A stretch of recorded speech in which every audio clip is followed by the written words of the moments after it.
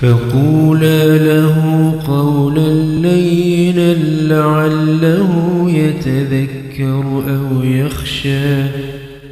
قالا ربنا إننا نخاف أن يفرط علينا أو أن يطغى. قال لا تخافا إنني معكما أسمع وأرى. فأتياه فقولا إنا رسولا ربك فأرسل معنا بني إسرائيل ولا تعذبهم قد جئناك بآية من ربك والسلام على من اتبع الهدى.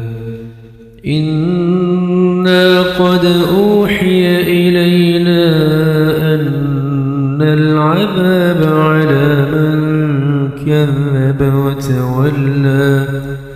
قال فمن ربكما يا موسى؟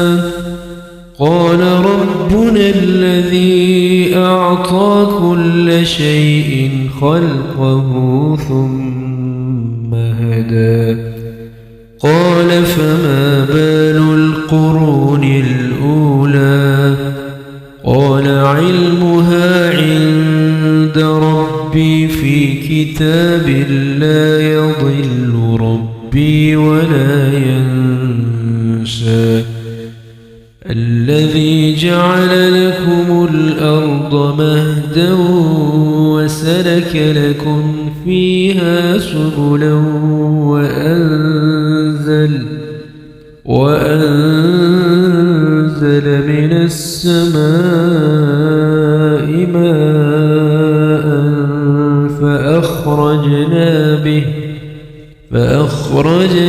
به أزواجا من نبات شتى.